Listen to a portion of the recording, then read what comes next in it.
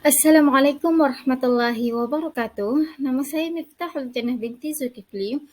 Nombor metrik 22125563. Dan rakan sahabat saya Muhammad Hidayat, Ahmad Najib, Lukman Hakim, Ibrahim Khalilullah, Izzatul Hanan dan juga Nur Jihan. Tajuk yang kami pilih adalah penggunaan bahasa perantara untuk pembelajaran sains dan teknologi kajian di negara Iran.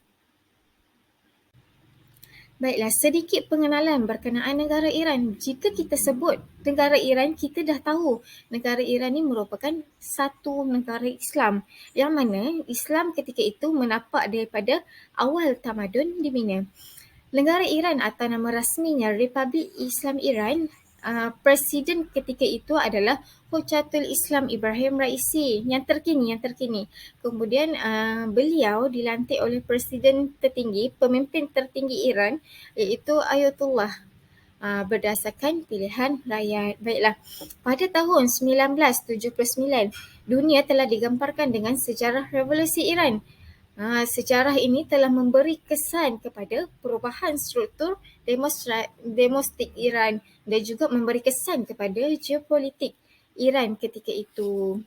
Kemudian uh, sedikit sebanyak daripada sejarah itu dia memberi kejayaan yang besar kepada rakyat Iran. Kenapa? Kerana ketika itu mereka berjaya untuk menjatuhkan dinasti Shah Pahlavi tanpa bantuan daripada ketenteraan ketika itu. Ringkasan sistem pendidikan di negara Iran. Di sini saya gariskan berkenaan definisi awal pemerintahan Republik Islam Iran dan juga setelah Revolusi Islam di Iran tahun 1979. Jika kita sebut pendidikan, pendidikan itu sendiri membawa maksud perihal mendidik. Maksudnya, mendidik ni sangat penting, tidak kira agama, tidak kira bangsa, tidak kira negara. Malahan di seluruh pelosok dunia ianya sangat penting kerana ia merupakan aset sesebuah negara untuk menjamin negara tersebut menjadi lebih maju dengan adanya cendekiawan jadi negara itu akan berada dalam keadaan negara yang maju. Baiklah, kita tengok di awal pemerintahan Republik Islam di Iran. Okey, ketika itu kerajaan membuka peluang besar-besaran kepada seluruh rakyat Iran supaya mereka semua ni mendapat pendidikan yang rasmi. Apa yang dimaksudkan dengan pendidikan yang rasmi? Maksudnya pelajar yang dalam lingkungan remaja dia perlu sambung belajar, perlu dapat pendidikan di sekolah. Kalau di peringkat universiti pula perlu mendapat pendidikan di universiti yang diiktiraf. Okey, kalau guru dia akan menaik taraf kelayakan seorang guru tu. Okey, kemudian setelah revolusi Islam di Iran pada tahun 1979 ni, Iran ni dilihat mengalami perubahan yang sangat pesat. Macam mana pendidikan yang dijalankan perlulah selari dan sesuai dengan prinsip-prinsip Islam yang telah digariskan oleh pemerintah ketika itu. Okey, kemudian um, kenapa mereka ni mementingkan masyarakat untuk berpengetahuan supaya dengan kekuatan masyarakat yang berilmu berpengetahuan inilah akan merubah nasib negara mereka. Itulah sedikit berkenaan ringkasan sistem pendidikan. Kita lihat pula berkenaan kerangka dasar perkembangan pendidikan di negara Iran. Okey, kerajaan ketika itu mereka menggariskan berkenaan fasa ketiga dan juga ditegaskan oleh fasa ke-30. Apa isi kandungan dalam fasa ketiga ini? Pemerintah bertanggungjawab menyediakan pendidikan yang berkualiti sehingga ke pendidikan peringkat menengah bagi seluruh penduduk Iran ketika itu. Kemudian ditegaskan lagi di dalam fasa yang ke-30, apa isi kandungannya? Pemerintah Iran wajib memberikan pendidikan yang bagus seterusnya ke peringkat yang lebih tinggi sekiranya mempunyai penduduk yang hebat di dalam pembelajaran. Nampak tak dekat situ? Kerajaan negara Iran ketika itu, mereka ingin memajukan semula negara mereka dengan menegaskan berkenaan sistem pendidikan ataupun mereka nak masyarakat di sekitar di negara mereka semuanya menjadi cendekiawan. Okey. Hebatnya negara Iran ni, pada tahun 1980, mereka menubuhkan satu revolusi kebudayaan, satu bentuk revolusi kebudayaan bertujuan untuk mengawasi ataupun meninjau terhadap sistem pendidikan Iran. Ditinjau apa? Ditinjau sama ada dalam sistem pendidikan di negara itu adakah diterapkan nilai-nilai Islam. Kemudian pada tahun 1982 sehingga 1983, banyak institusi perguruan mula dibuka semula secara beransur-ansur setelah sekian lama ditutup. Bismillahirrahmanirrahim. Assalamualaikum warahmatullahi taala wabarakatuh. Alhamdulillah rabbil alamin wassalatu wassalamu ala asyrafil anbiya'i wal mursalin wa ala alihi wa sahbihi ajma'in. Qala rabbi shrah li sadri wa yassir li amri wahlul 'uqdatam min lisani yafqahu qawli. Yang dihormati lagi saya kasihi Prof. Dr. Muhammad Rodi bin Ibrahim selaku pensyarah falsafah sains Islam. Sebelum itu, suka saya memperkenalkan diri saya terlebih dahulu. Nama diberi Muhammad Hidayat bin Rosli. Muhammad Hidayat bin Rosli. Bernombor metrik 2212572. InsyaAllah pada hari ini saya ingin menerangkan dan juga berkongsi berkenaan tentang bahasa kebangsaan dan juga bahasa pengantar di sekolah rendah, sekolah menengah dan juga universiti. Di negara mana? Di negara Iran. Kalau kita perhatikan di skrin, iaitu bahasa kebangsaan Iran adalah menggunakan bahasa Parsi khususnya. Walau bagaimanapun, bahasa kebangsaan Iran adalah bahasa Parsi yang dipertuturkan 58% daripada penduduk-penduduk Iran. Maksudnya 58% itu yang menggunakan bahasa ibunda mereka iaitu bahasa Parsi. Selain itu terdapat juga penutur-penutur bahasa lain seperti bahasa Arab dan juga bahasa Turki.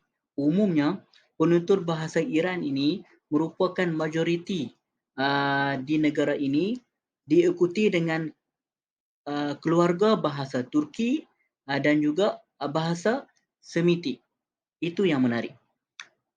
Bahasa Iran merupakan bahasa ibunda seperti mana sedia maklum, iaitu kumpulan suku yang berketurunan orang Arya. Orang Arya ini adalah menggunakan bahasa ibunda mereka, iaitu bahasa Parsi, iaitu kumpulan suku yang berketurunan Arya. Bangsa Iran berbeza dengan penduduk Iran kerana tidak semua penduduk Iran berbangsa Iran. Kerana tidak semua penduduk Iran berbangsa Iran, dan bangsa Iran juga boleh ditemui di negara-negara lain seperti di Afghanistan. Lebih kurang 70% daripada penduduk Iran merupakan penutur ibunda bahasa Iran. Antara bahasa-bahasa ini ialah bahasa Parsi, bahasa Kurdi, dipertuturkan 7% daripada penduduknya, dan bahasa Balochi dipertuturkan seramai 2% daripada jumlah penduduk Iran. Kita masuk kepada perbahasan iaitu bahasa Turki. Siapakah penutur bahasa Turki di negara Iran? Kalau kita perhatikan, penutur keluarga bahasa Turki ini merupakan kaum penutur yang kedua yang terbesar di Iran. Lebih kurang 26% daripada jumlah penduduknya tergolong dalam penutur bahasa ini. Penutur bahasa Azeri merupakan penutur terbesar bahasa Turki di Iran. Seramai 24% daripada penduduk Iran bertutur dalam bahasa ini. Dan kebanyakan mereka tertumpu di barat laut Iran. Bahasa-bahasa Turki yang lain yang dipertuturkan di Iran ialah bahasa Turkmen dan bahasa Qashqai. Dan yang kedua, yang lebih menarik adalah bahasa Semitik. Bahasa Semitik, siapakah yang menuturkan bahasa Semitik di Iran? Bahasa Semitik merupakan kumpulan bahasa ketiga terbesar di Iran. Bahasa ini berasal daripada semenanjung Arab dan kawasan utaranya dari Afrika Utara. Penutur utamanya adalah bahasa Arab, iaitu 3% daripada penduduk Iran. Maksudnya, kalau kita perhatikan, bahasa kebangsaan yang digunakan di Iran adalah menggunakan bahasa Parsi. Walau bagaimanapun, ada bahasa yang kedua yang terbesar di Iran, iaitu menggunakan bahasa Turki. Dan yang kedua, bahasa ketiga yang digunakan oleh penduduk Iran juga adalah bahasa Semitik. Walau bagaimanapun, bahasa Parsi juga adalah majoriti yang paling terbesar, iaitu 58% yang menuturkan bahasa Parsi, iaitu bahasa ibunda mereka sendiri. Okey, seterusnya kita masuk kepada perbahasan bahasa pengantar di sekolah rendah, sekolah menengah dan universiti. Apakah bahasa yang digunakan sebagai pengantara di sekolah rendah? Apakah bahasa pengantar yang digunakan di pendidikan di sekolah rendah, sekolah menengah dan universiti di Iran?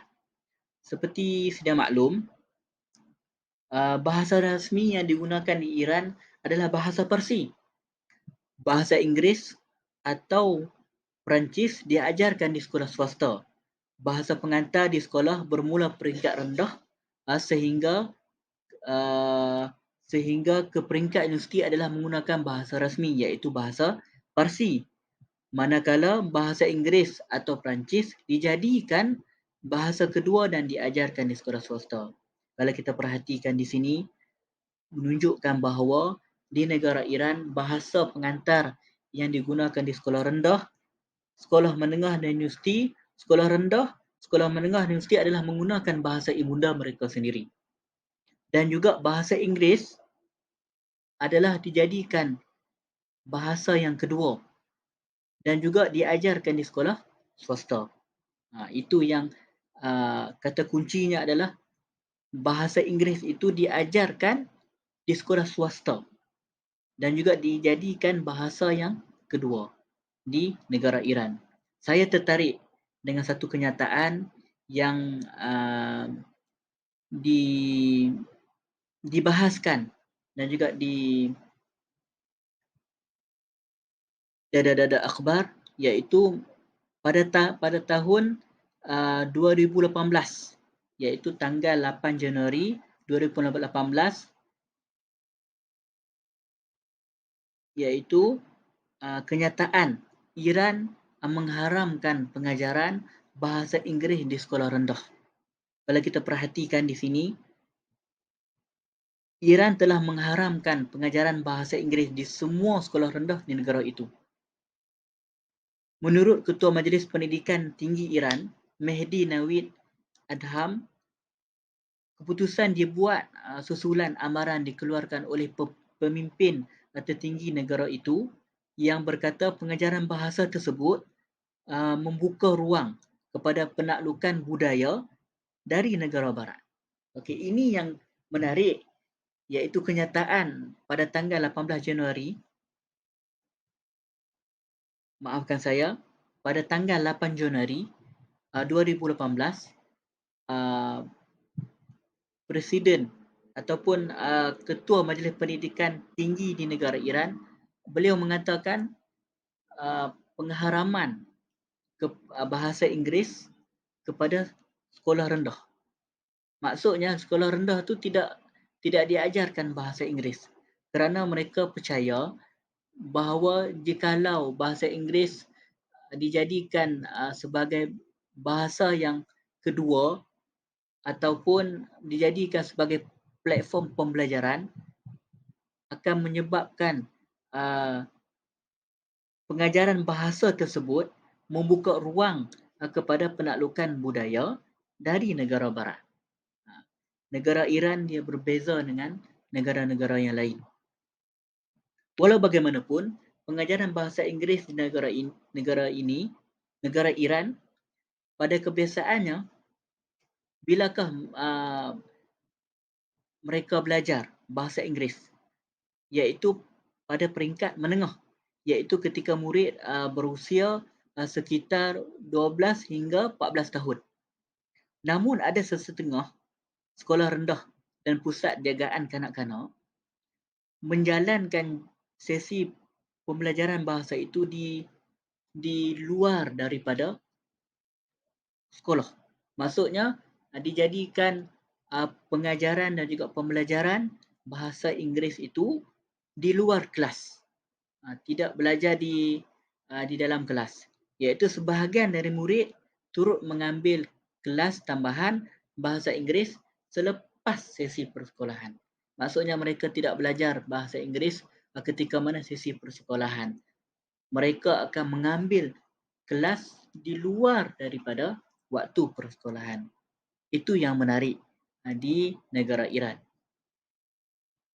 Apa yang saya boleh simpulkan dan juga apa yang mudah untuk kita fahami, iaitu bahasa kebangsaan bagi negara Iran iaitu bahasa Parsi.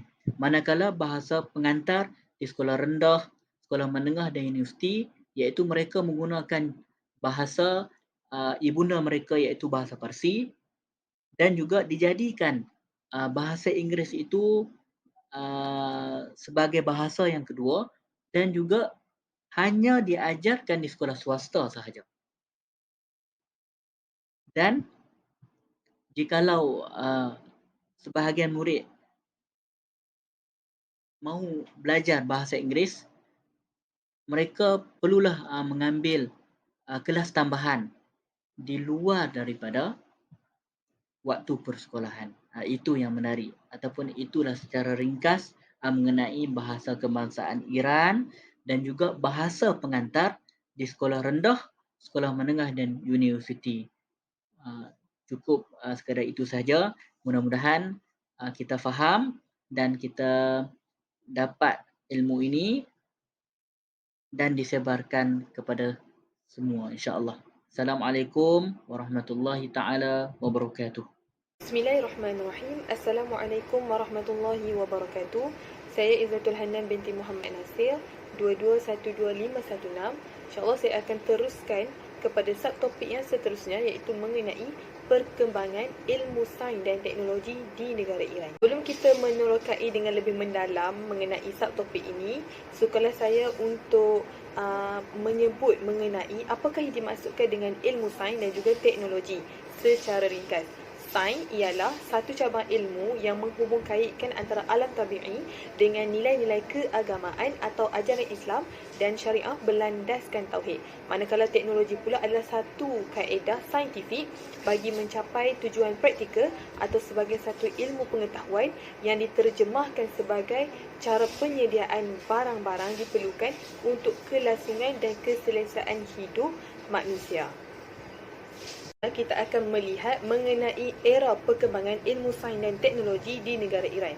Berdasarkan kajian Salvia Santi 2018 menyatakan bahawa era perkembangan ilmu sains dan teknologi di negara Iran terbahagi kepada 3 fasa perkembangan, iaitu bermula pada abad ke-18, Iran memulakan langkah dengan menghantar utusan-utusan ke negara Eropah bagi membuat pertukaran ilmu pengetahuan.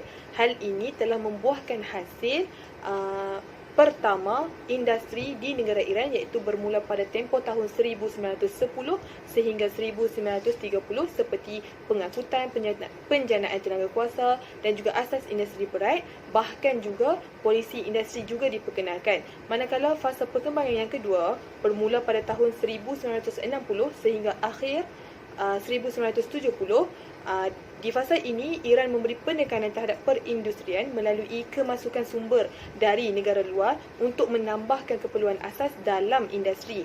Dan di fasa perkembangan ketiga pula, iaitu bermula pada tahun 1980 sehingga 1990, fasa ini merupakan fasa setelah peperangan. Jadi, Iran memberikan penekanan perkembangan industri berat dan juga infrastruktur, rentetan daripada kehancuran infrastruktur akibat peperangan yang berlaku.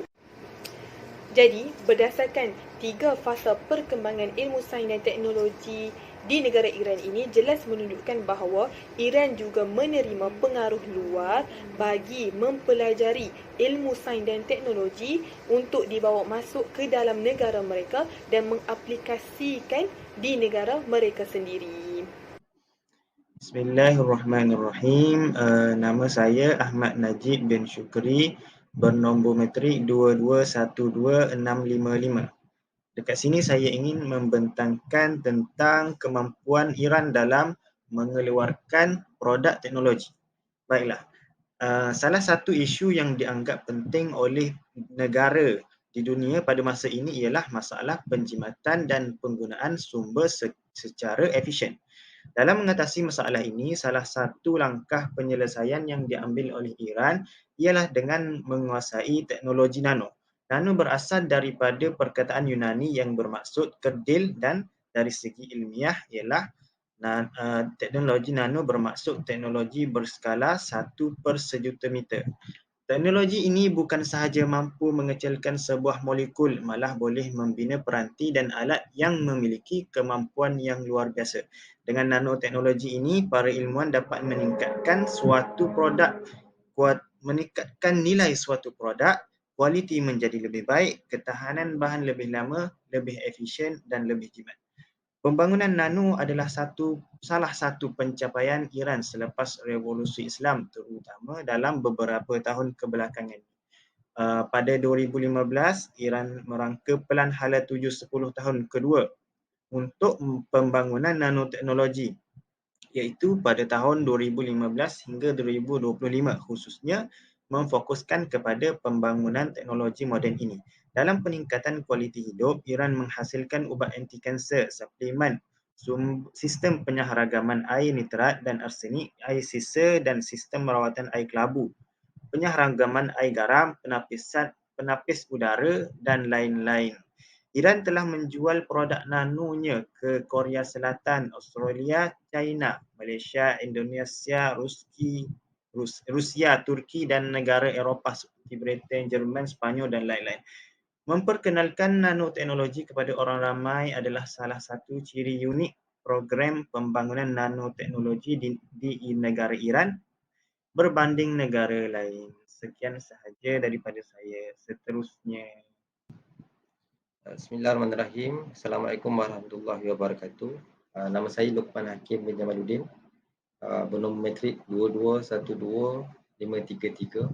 Jadi untuk part saya adalah mengenai motivasi produk, dan saya memilih teknologi nuklear sebagai produk.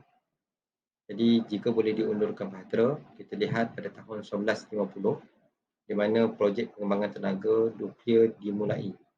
Pada ketika ini terjadilah hubungan di antara Iran dan Amerika Syarikat yang memberikan bantuan penuh kepada projek ini untuk pengetahuan.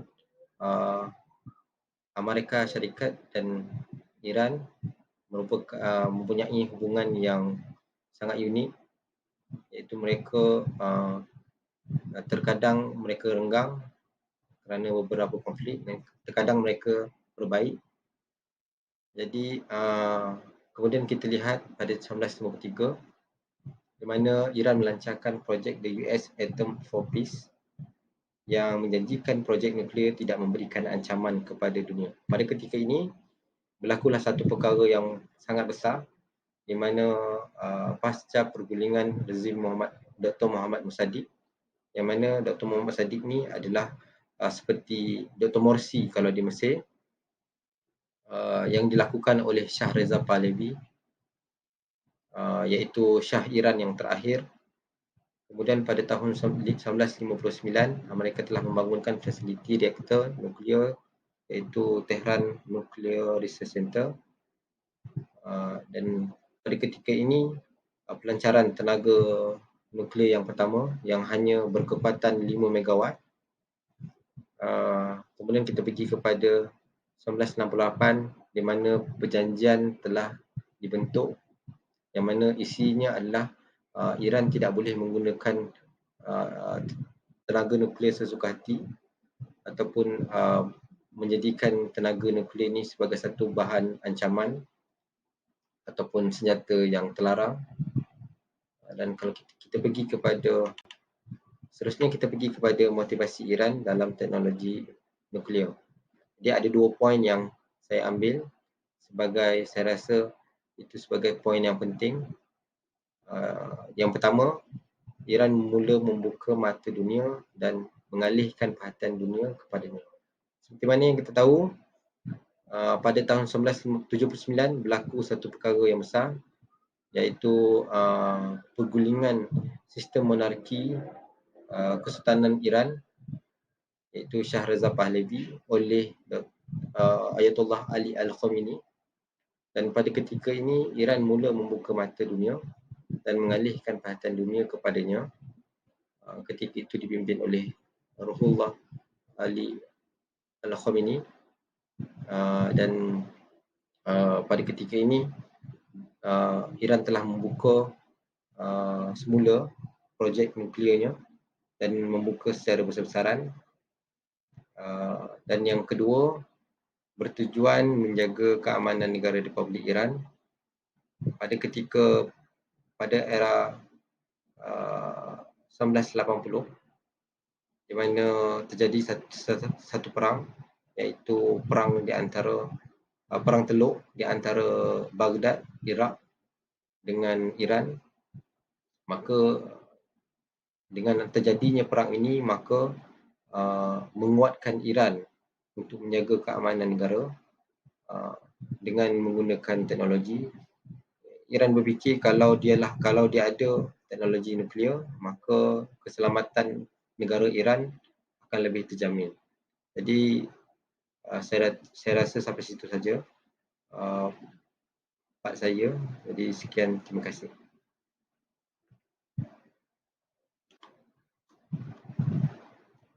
Assalamualaikum warahmatullahi wabarakatuh. Nama saya Nurjiah binti Mahmud, nombor metrik 2212642. Jadi hari ini saya akan menerangkan tentang penggunaan bahasa Inggeris dalam pendidikan sains dan teknologi di negara Iran serta cabaran yang mereka hadapi.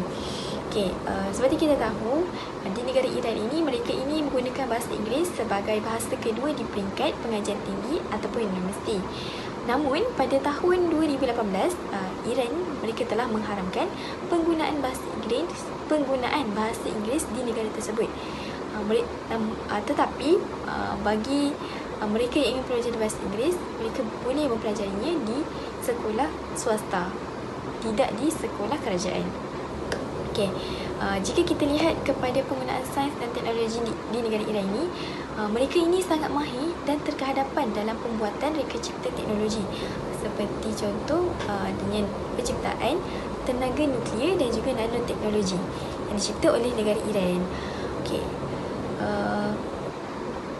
majunya Iran ini, mereka mampu untuk menghasilkan dan juga menganjurkan program Science Competition atau nama penuhnya Knowledge Application and Nation for Science, KANS, KANS, di mana ia telah dianjurkan oleh Mustafa Science and Technology Foundation, MSTF. Dan program ini telah dianjurkan bagi memberi ruang dan peluang kepada saintis-saintis dari negara Islam dari seluruh dunia untuk mengembangkan bakat yang mereka ada. Okey, berdasarkan kajian daripada Dr. Syedah Jahani, itu Dr. Syedah ini merupakan seorang doktor yang sedang belajar di Universiti Putra Malaysia. Dia telah membuat tesis berkaitan dengan sistem pendidikan di negara Iran, mana dalam tesis beliau mengatakan bahawa sistem pendidikan negara Iran ini amatlah mementingkan penguasaan bahasa lain selain daripada bahasa Parsi. Itu bukan hanya sekadar tertumpu kepada bahasa Inggeris semata-mata, tetapi dianjurkan juga kepada warga Iran untuk mempelajari bahasa-bahasa lain. Dan sungguh pun begitu, mereka ini terus meningkatkan kemahiran dan bersiap siaga menghadapi masalah dan juga impak dari segi penguasaan sains dan teknologi serta penguasaan ICT.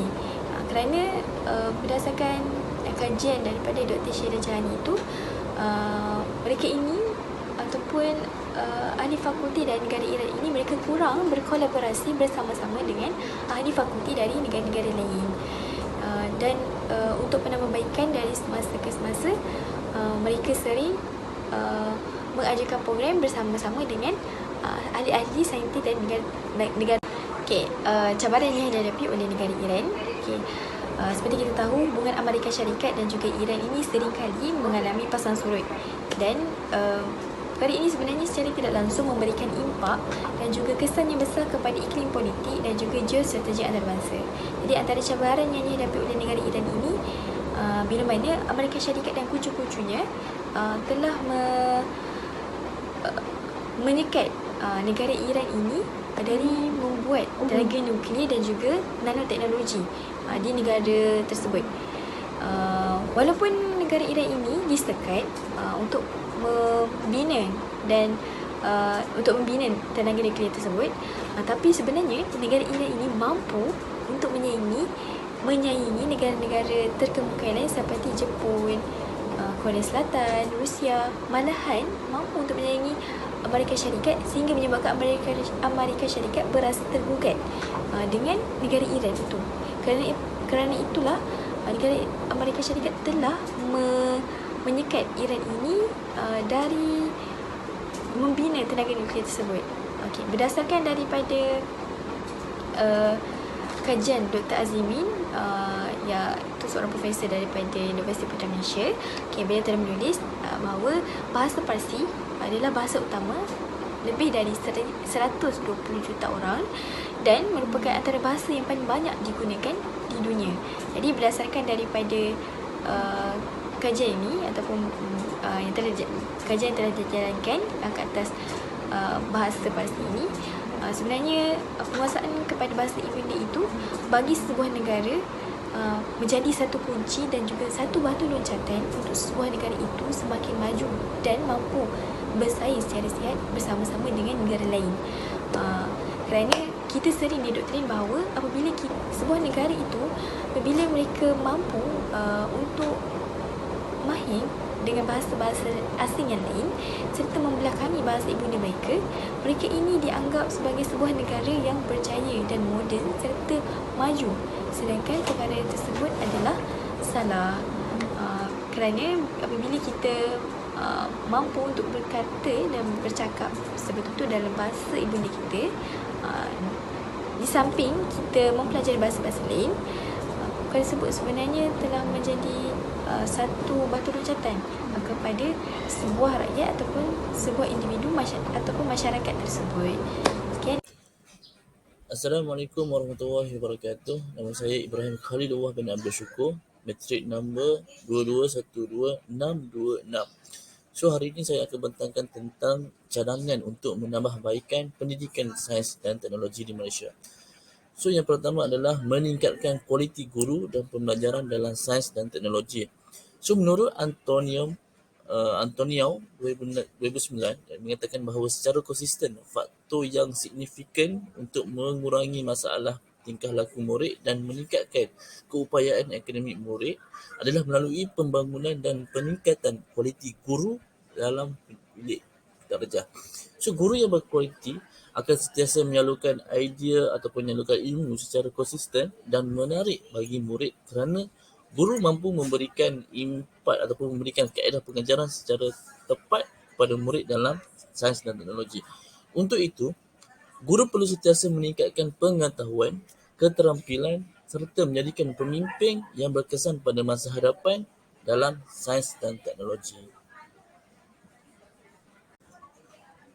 Yang kedua adalah memberikan penekanan kepada aspek amali dan penyelidikan. So di sekolah, guru mata pelajaran sains hendaklah memberikan penekanan kepada aspek amali dan penyelidikan di samping penekanan terhadap teori. Selain itu, pertandingan reka bentuk ataupun reka cipta sains perlu diadakan dari semasa ke semasa. So aktiviti ini penting untuk meningkatkan inovasi dan kreativiti pelajar. So ganjaran yang setimpal perlu disediakan untuk menarik lebih ramai pelajar untuk mengambil bahagian. So usaha ini dipercayai dapat meningkatkan minat pelajar terhadap sains dan teknologi dan ia juga sekaligus memupuk budaya sains dan teknologi dalam kalangan generasi muda di negara ini. Seterusnya, institusi pengajian tinggi juga perlu menawarkan lebih banyak kursus yang berkaitan dengan sains dan teknologi. Dengan berbuat demikian, lebih ramai pelajar berpeluang untuk mengikuti pengajian dalam bidang sains dan teknologi. Dan pada masa yang sama juga, pihak institusi yang berkenaan hendaklah menyediakan kemudahan pembelajaran sains dan teknologi yang mencukupi untuk membolehkan pelajar mengikuti pengajian dengan berkesan. Di samping itu, insentif kepada pelajar yang cemerlang dalam bidang tersebut juga wajar diberikan sebagai pendorong agar pelajar berusaha untuk menguasai bidang sains dan teknologi.